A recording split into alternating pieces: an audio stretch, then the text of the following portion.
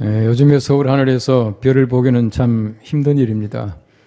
별이 다 어디 갔는가 했는데 지금도 있습니다. 지난 주간에 강원도에 잠시 가서 그 며칠 밤에 남아서 하늘을 보니까 아주 그 영롱한 그 빛을 내는 그 별들을 보았습니다. 이 별들을 본다고 하는 것은 마음에 굉장히 기쁩니다. 왜냐하면은 이 별이 빛난다라고 하는 자체가 의미를 가지고 있고 또 별이 주는 의미가 있다고 생각되어지는 것입니다. 별이라고 하는 것은 자기 내부의 에너지를 복사로 스스로 빛을 내는 그 전체를 그 별이라 그렇게 말합니다.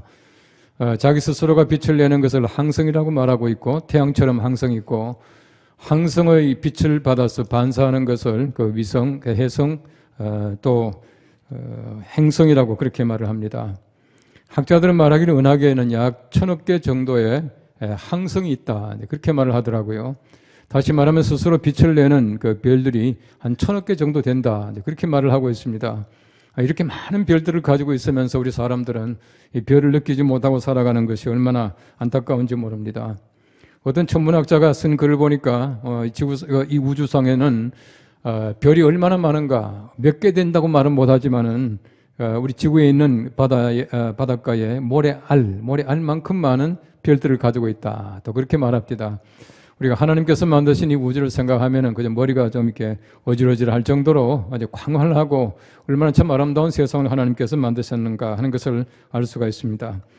에타 카리네라고 하는 별이 있습니다만 이 별은 태양보다도 훨씬 밝아서 약 500만 배 태양보다 더 밝은 별이다 그렇게 말을 합니다. 우리 사람이 상상할 수 없을 만큼 밝은 빛을 내는 바로 그런 별도 있다고 말합니다. 또 베델기우스라고 하는 별은 오리온자에서 가장 밝은 별인데 직경이 10억 마일 정도 된다 그렇게 말하고 있습니다. 한 16억 킬로미터쯤 된다 그렇게 말하는데 우리 지구가 이게 태양을 도는 것만큼이 큰 별을 또 있다 그렇게 말하네요. 이런 모든 것을 볼 때 하나님께서 만드신 세상이 얼마나 참 큰가 하는 것을 알 수가 있습니다. 우리가 흔히 별이라고 말할 때는 하늘의 별도 별이지만은 이 땅에도 별이 참 많이 있습니다. 여러분 잘 아시는 대로 어떤 탁월한 재능을 가진 사람을 우리는 별이라, 스타라 그렇게 말합니다. 어떤 분야의 스타다. 또 우리 운동 잘하는 사람은 스타 플레이어다. 그렇게 말을 합니다. 또 군에서 진급해서 또 별을 다는 분들이 계십니다. 장성들은 또 별이다. 또 그렇게 말합니다. 여러 가지 많은 별들을 얘기하지만은 별이라고 하는 것은 탁월함을 얘기하고 있습니다. 탁월하지 않는 사람에게 별이라고 말하지 않는다고 하는 것입니다. 그런 면에서 볼 때 우리 별이라고 하는 것은 얼마나 탁월한 존재입니까? 이 세상에서 탁월한 존재지만은 하나님께서 보실 때 우리를 별이라고 말씀하셔요. 우리가 세상에서 볼 때는 아무것도 아닌 것 같습니다. 얼마나 초라합니까? 얼마나 보잘것없습니까? 그럼에도 불구하고 하나님께서는 우리를 탁월한 존재라고 우리를 궁창에 빛나는 별 같다고 하나님께서 말씀하셔요. 여러분들이 별같이 빛나고 여러분이 별로서의 자존감을 가지고 살 수 있게 되기를 바랍니다. 우리 세상 사람들이 아무리 우리를 우습게 본다고 하더라도 우리는 별이에요. 얼마나 빛나는 별인지 모릅니다. 하나님이 사랑하시고 또 하나님께서 빛을 주시는 귀한 별이라고 하는 것입니다. 동방 박사들은 흔히 박사라고 하는 말을 막이라고 말합니다만은 이 점성술을 하는 사람들을 얘기하고 있습니다. 그들이 별을 관찰하고 있다가 정말 그 왕의 별이 나타나니까 그 별을 따라와서 예루살렘까지 왔지 않습니까? 그들이 분명히 왕이 탄생했다는 말을 듣고는 예루살렘에 와서 그들은 헤롯 궁전에 찾아갑니다. 근데 헤롯이 보니까 자기를 찾아온 것이 아니니까 다시 한번 돌려보내지 않습니까? 성경 말씀 이렇게 말하고 있습니다. 그들이 별을 보고 매우 크게 기뻐하더라 라고 말하고 있습니다. 여러분 별이 인도한다라고 하는 것, 별을 보았다고 하는 것이 얼마나 큰 기쁨인지 몰라요. 여러분 세상에서 우리가 별의 인도함을 따라간다고 하는 사실 자체가 얼마나 좋은 일인지 모릅니다. 여러분 적어도 우리가 세상에서 별처럼 산다라고 하는 것은 우리가 길을 인도해야 해요. 여러분 적어도 예수 믿는 사람들이 살아가는 그 길이 모든 사람들이 살아가야 할 길이 되어야 합니다. 우리 교회가 세상을 위해서 한마디 외치는 것이 정말 세상 사람들이 듣고 쫓아오는 말이 되어야 해요. 우리가 살아가는 모습이 모든 사람들에게 별같이 빛나는 삶이 되어야 되는데 그렇지 못한 것이 얼마나 안타깝고 얼마나 참 죄송한지 모릅니다. 별이라고 하는 것은 신비한 계시를 얘기합니다. 예로부터 별이라고 하는 것은 항상 그 예지를 가지고 있다라고 하는 것을 말할 때 별을 많이 활용했던 것을 우리가 잘 알고 있습니다. 최근에 와서 우리가 사이버라고 하는 말을 많이 하는데 원래 그 사이버라고 하는 말은 헬라 말에서 나온 말입니다. 원래 그 큐베르라고 하는 말이에요. 이 큐베르라고 하는 말이 영어식으로 이제 발음이 되니까 사이버가 된 겁니다. 원래 그 헬라 말 가운데 보면은 큐베르나우라고 하는 말이 있습니다. 이 말은 무슨 말이냐 하면은 배의 길을 조정하다라고 하는 동사예요. 배의 길을 조정하는 겁니다. 이게 바로 이제 큐베르나우라고 하는 말인데, 이 큐베르라고 하는 것은 조정하다, 앞서가다라고 하는 그런 뜻을 가지고 있는 굉장히 중요한 성경적인 단어입니다. 이 큐베르네테스라고 하는 말이 있습니다. 바로 그것은 명사형입니다만은 성경 말씀에 보시면 큐베르네시스라고 하는 말이 나옵니다. 이 큐베르네시스가 뭐냐 하면은 조타수, 항해사, 조종사, 인도자 이런 뜻을 가지고 있는 단어입니다. 고린도전서 12장 28절 말씀에는 하나님이 교회 중 몇을 세우셨으니 사도, 선지자, 교사, 능력을 행하는 자, 병을 고치는 은사, 서로 돕는 것, 다스리는 것, 각종 방언을 말하는 것이라고 말하고 있습니다. 하나님께서 많은 은사를 주셨는데 그 가운데 보시면은 다스리는 것이라는 말이 있습니다. 바로 이 말이 큐베르네시스라고 하는 말입니다. 이 말은 바로 이 조타수를 얘기합니다. 방향을 제시하는 사람이에요. 다시 말하면 지도자가 무엇입니까? 바로 방향을 제시하는 사람이에요. 하나님께서 우리에게 어떤 사명을 주셨습니까? 우리가 세상에서 올바른 길을 제시하고 올바른 길을 가게 하는 것을 하나님께서 우리에게 책임을 주신 것이에요. 이 지도자라고 하는 말은 헬라 말로 큐베르나우라 그렇게 말합니다. 이 큐베르나우를 플라톤은 이렇게 해석을 했습니다. 그것은 배를 모는 것과 같다.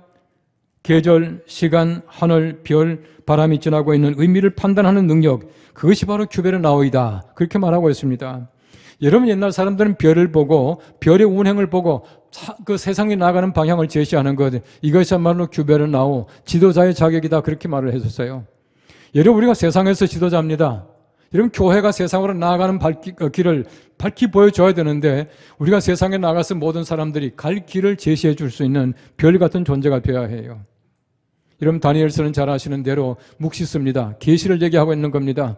이 12장 말씀에 잘 읽어보시면은 신약과 얼마나 흡사한지 모릅니다. 신약에서 예수님께서 종말을 얘기하시는 그 얘기를 벌써 몇천 년 전에 다니엘이 성경 말씀에서 이미 기록하고 적고 있다는 얘기입니다. 이렇게 말합니다. 마지막에 되면 환난을 당하게 될 것이다 말합니다. 적 그리스도가 많이 출현하게 될 것이다 말합니다. 궁극적으로 예수님이 재림하실 때에 승리하게 되겠지만은 천사 미가엘이 하나님의 사람들, 택한 백성들을 보호하게 될 것이다. 최후의 구원받게 될 것이다. 라고 말하고 있습니다. 이 구원이 무엇입니까? 영원한 생명이다. 라고 말하고 있어요.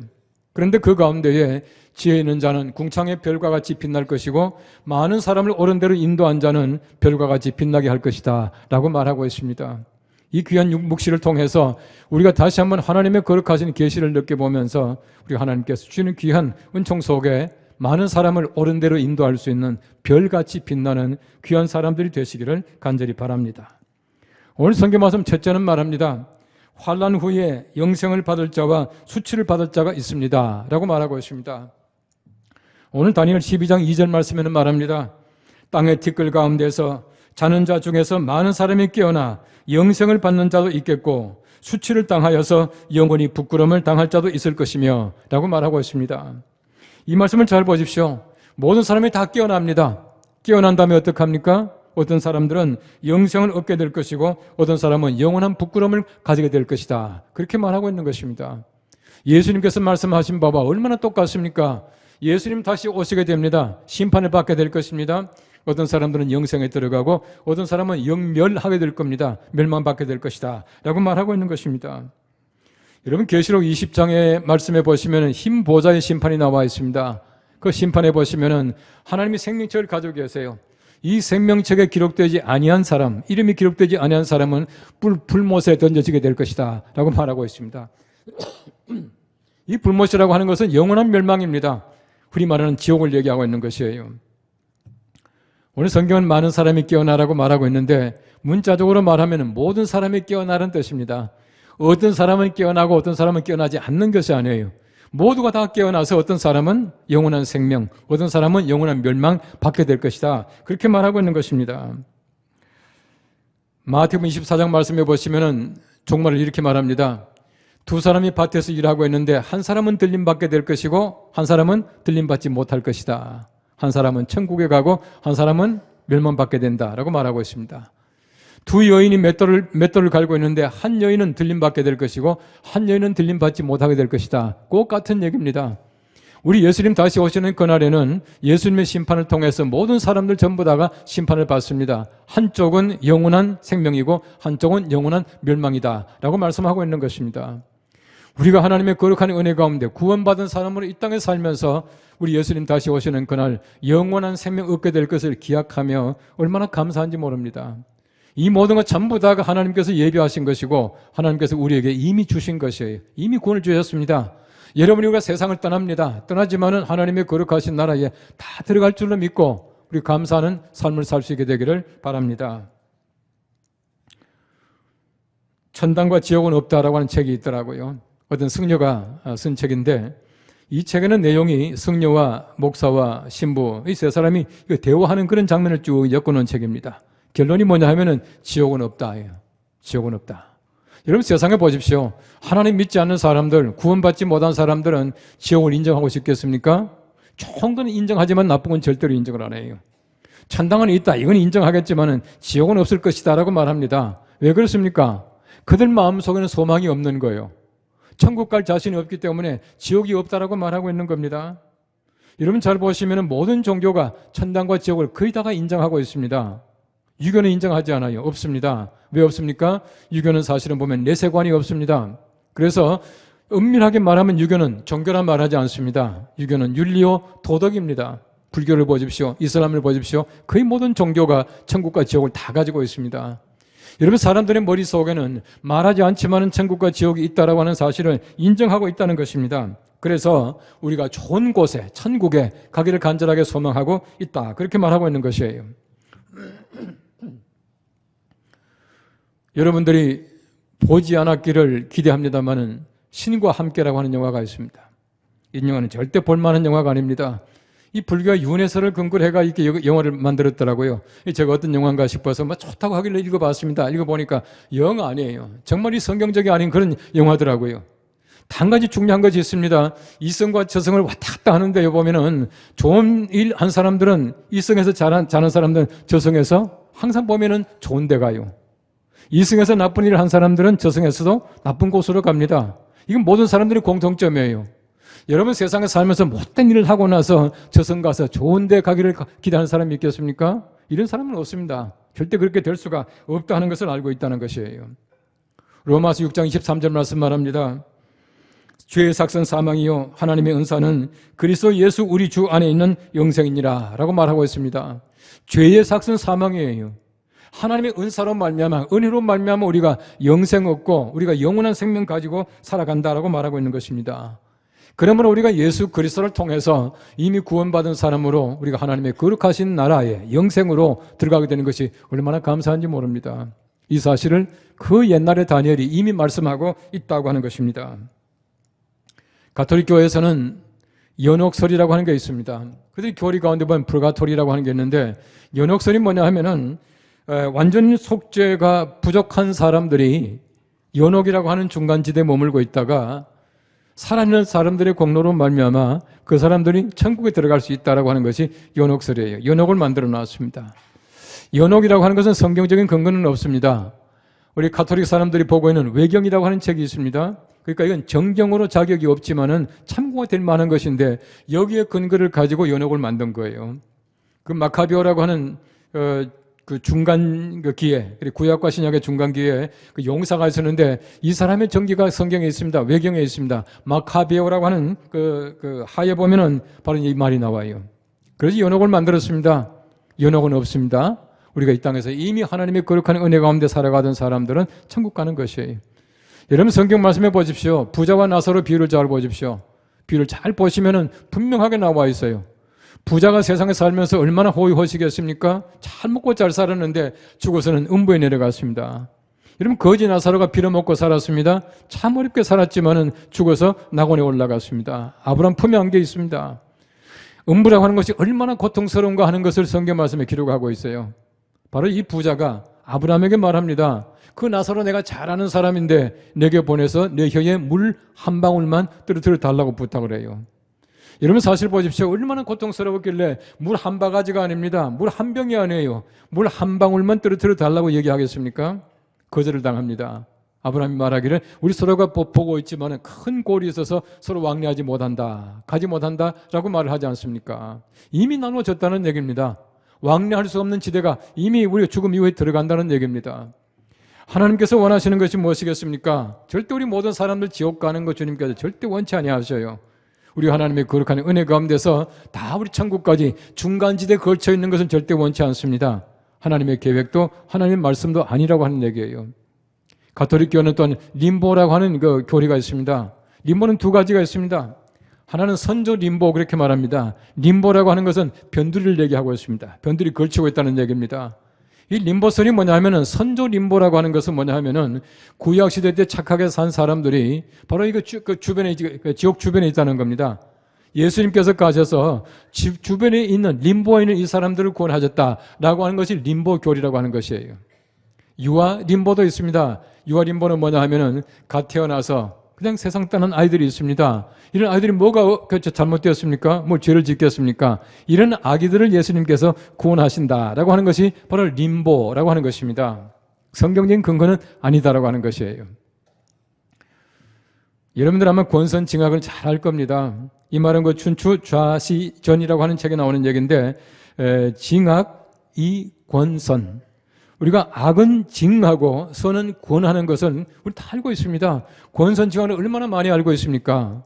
나쁜 일 하는 사람들은 벌 받는 것입니다. 일반 사람들이 머릿속에 다 있습니다. 예를 우리나라 고전 소설을 보십시오. 뭐 장화홍련이라든지 흥부전이라든지 전부 다가 이게 권선징악입니다. 우리 신소설이라고 말하고 있는 소위 말하는 그 인직의 그 귀해성이나 치악산도 보십시오. 전부 다가 이게 권선징악이에요. 권선징악을 주제로 하고 있는 것입니다. 여러분, 하나님 알지 못하는 사람들 머릿속에도 악을 행하면 징벌을 받는다, 다 알고 있다는 겁니다. 착한 일 하면 하나님께서 은혜를 주신다는 것은 머릿속에 다 있다는 것이에요. 하나님께서는 바로 우리들에게 귀한 그 은혜를 주셔서 우리가 믿음으로 말미암아 구원받고 하나님의 거룩한 은혜 가운데서 우리가 선한 행동, 선한 삶을 살아가는 것이 얼마나 감사한지 몰라요. 요한복음 5장 28절과 29절 말씀 말합니다. 이를 놀랍게 여기지 말라. 무덤 속에 있는 자가 다 그의 음성을 들을 때가 오나니 선한 일을 행한 자는 생명의 부활로, 악한 일을 행한 자는 심판의 부활로 나오리라 라고 말씀하고 있습니다. 예수님 다시금 이 땅에 오시는 그날 모든 사람이 다 부활할 텐데 선한 일을 행한 자는 생명으로 부활합니다. 악한 일을 행한 자는 심판을 부활합니다. 이렇게 될 것이다 라고 말하고 있는 것입니다. 우리 모두가 하나님께서 주신 귀한 은혜 가운데서 구원받은 사람들로서 우리 예수님 다시 오실 그날에 다시금 생명의 부활로 일어나서 우리 하나님의 거룩하신 나라에서 영원히 사는 우리 모두가 될 수 있기를 간절히 바랍니다. 오늘 성경 말씀 두 번째는 말합니다. 궁창에 빛나는 별과 같이 영원히 빛나는 자가 있습니다 라고 말하고 있습니다. 오늘 성경 다니엘 12장 3절 말씀 말합니다. 지혜 있는 자는 궁창의 빛과 같이 빛날 것이요 많은 사람을 옳은 대로 돌아오게 한 자는 별과 같이 영원토록 빛나리라 라고 말하고 있습니다. 제가 말씀드렸죠. 얼마나 신약의 말씀과 똑같습니까? 부활의 교리 다음에 나오는 것이 무엇이냐 하면은 하나님께서 의인에게 보상하시는 말씀이 나와요. 그냥 부활하는 것이 아닙니다. 부활해서 뭐랍니까? 하나님께서 정말 별같이 빛나는 그 삶을 살게 할 것이다 라고 말씀하고 계셔요. 지혜 있는 자가 누굽니까? 지혜 있는 자는 자기뿐만 아니라 세상에 여러 가지 많은 삶을 통해서 경건한 삶을 살아가고 많은 사람을 옳은 대로 이끌어간 사람들이 지혜로운 자예요. 많은 사람을 옳은 대로 이끌어간 자가 누굽니까? 나뿐만 아니라 다른 사람까지도 구원받게 하고 하나님의 거룩한 은혜 속에 살게 한 사람들을 바로 그렇게 말하고 있는 것입니다. 마태복음 13장 43절 말씀 말합니다. 그때 의인들은 자기 아버지 나라에서 해와 같이 빛나리라 라고 말씀합니다. 계시록 2장 28절 말씀 말합니다. 내가 또 그에게 새벽별을 주리라 말합니다. 새벽별 얼마나 찬란합니까? 이 새벽별을 하나님께서 우리에게 주시겠다라고 말씀하고 계셔요. 누구에게요? 많은 사람을 옳은 대로 인도하는 그 자들에게 주시겠다. 그렇게 말씀하고 있는 것입니다.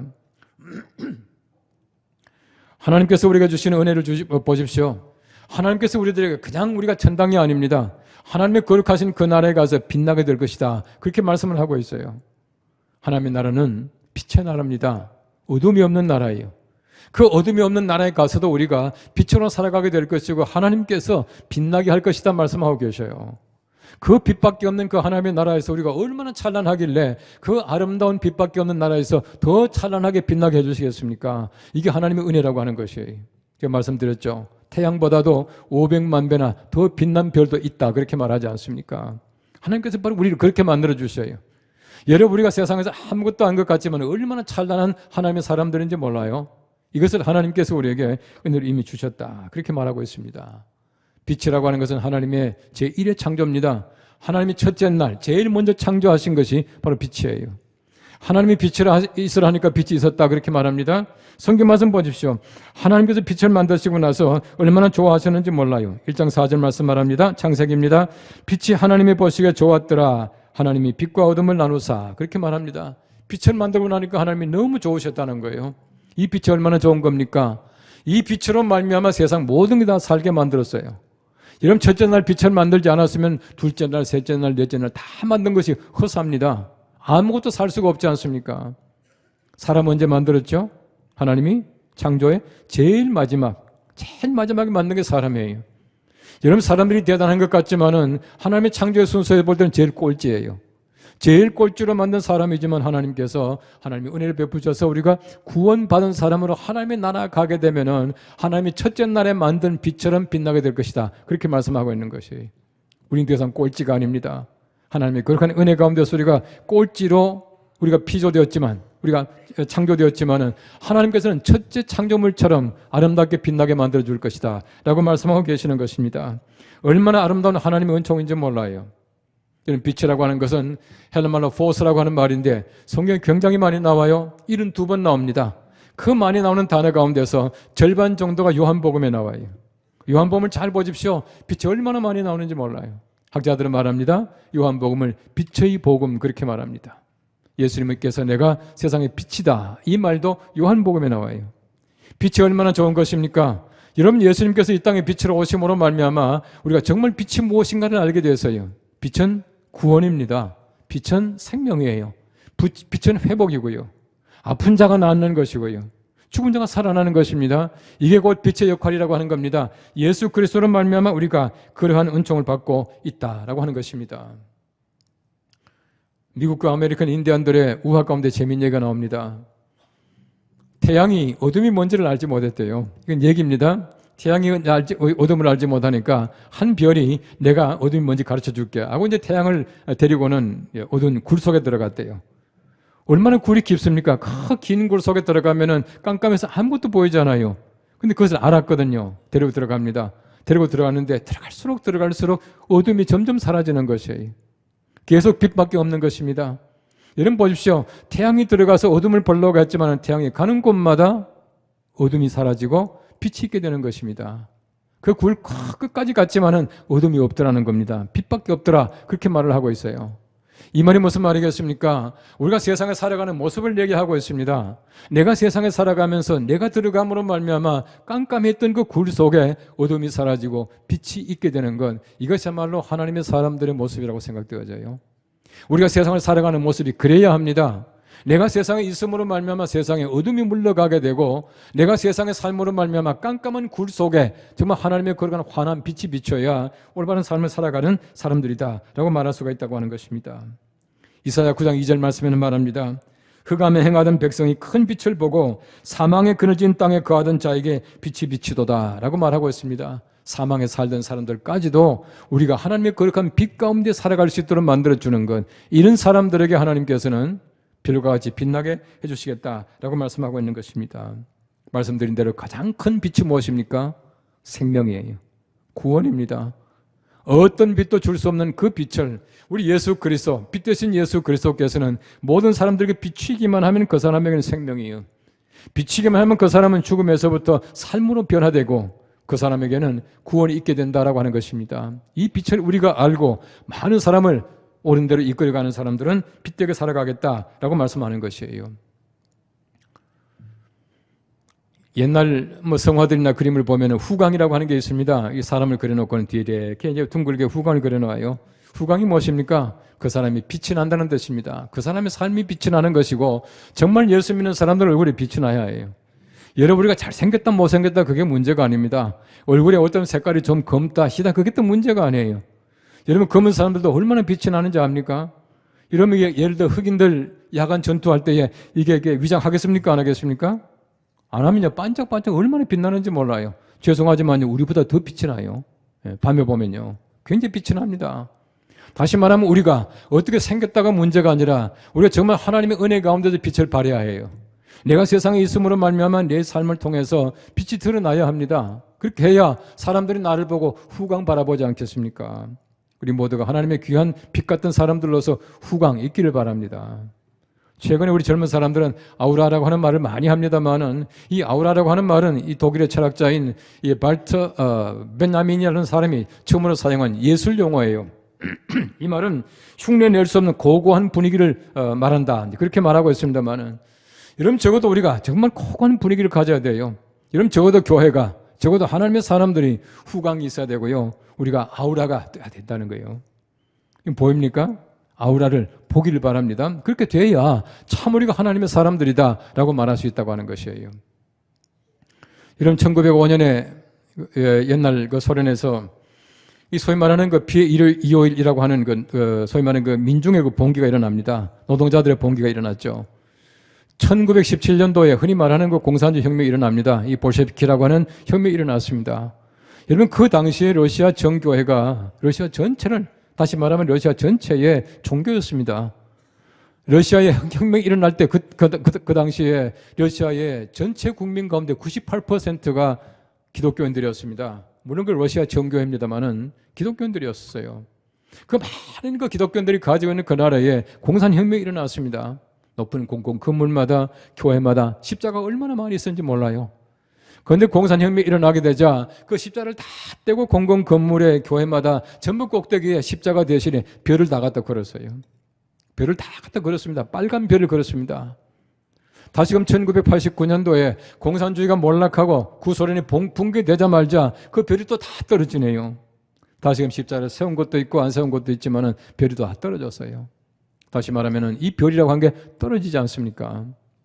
하나님께서 우리가 원하시는 것은 떨어지는 별이 아니에요.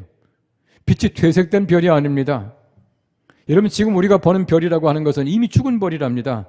빛을 발하고는 죽은 것인데 얼마나 참 이게 거리가 멀든지 지금 우리가 빛을 보고 있지만은 그 별은 이미 죽었다 이렇게 말하더라고요. 죽은 별이 아니에요.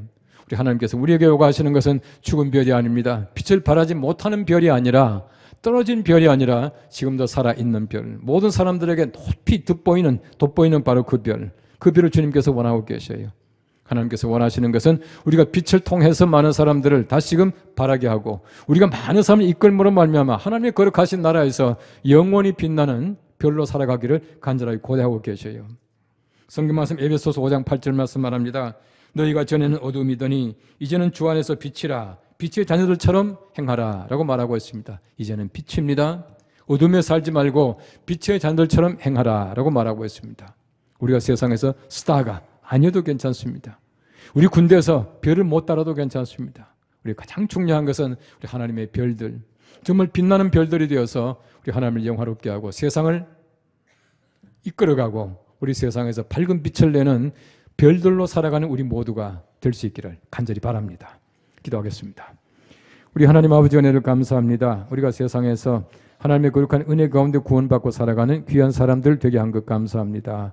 하나님 우리가 지혜로운 삶을 살아서 궁창의 빛과 같이 되게 하시며 많은 사람들을 옳은 대로 인도하여 우리가 영원토록 별과 같이 빛나는 귀한 사람이 되기를 원합니다. 이 땅에서 내가 살아가는 모습이 많은 사람을 이끌게 하시고 우리 교회가 한마디 외치는 것이 세상을 정말 인도할 수 있는 귀한 별 같은 삶을 살아가는 우리 교회, 우리 모두가 되게 하여 주시옵소서. 예수님의 이름으로 기도합나이다.